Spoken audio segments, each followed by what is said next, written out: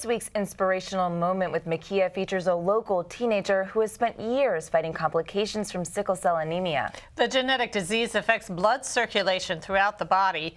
Mikea Turner is joining us now in the studio to tell us how the woman's life may have changed. And thank you for joining us. Yes, well, it's been an ongoing struggle for Jocelyn Rodriguez, who just wants to live a normal teenage life. Rodriguez and her family say they are hoping a bone marrow transplant from her brother will allow her to do just that. Every once in a while, the pain will range from like a scale of 5 to 10.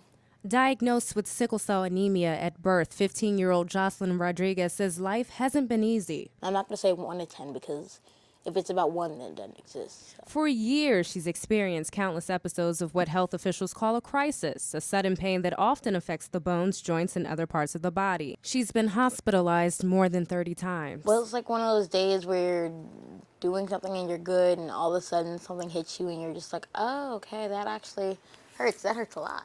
But after years of many unpleasant surprises, I've learned to just suck it up, I'll be honest, but I've learned that's not the best option. Sickle cell anemia is a hereditary blood disease that mutates normal blood cells. Jocelyn's parents say their journey has been rough. It's like being under siege. She might have had the best day of her life that day, and at night, we're in pain. It's a constant battle. All we ever prayed from day one is that God fix it. Earlier this year, doctors told the Rodriguez family that Jocelyn's brother Jay was the perfect match for a bone marrow transplant, a procedure that could lead to a cure or minimize lifelong complications. It makes me feel happy because when she doesn't feel good, it makes me feel all sad. The budding musician is scheduled for a transplant in July. She will spend 2 months at Children's Hospital and then 6 months recuperating at home. Mr. Rodriguez started the Jocelyn Project website because the family is struggling financially to make it all happen. It's a hardship with the medications, with the extra accommodations, with me knowing that I can't go back to work until after January of 2014. It's a strain.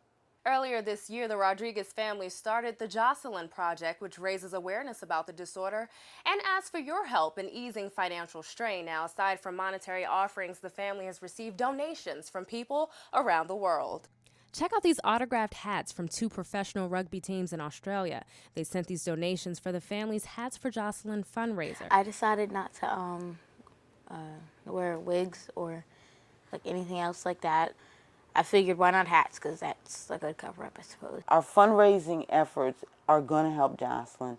When we finish with Jocelyn, we will be a, 501c3? We'll be a totally nonprofit organization that gets out here and spreads the word and helps folks. The Rodriguez family has a few upcoming fundraisers planned. One includes Sickle Cell Awareness Day that educates the community about the disease. Another will allow participants to dance in an effort to raise money. And for details, you can log on to thejocelynproject.com.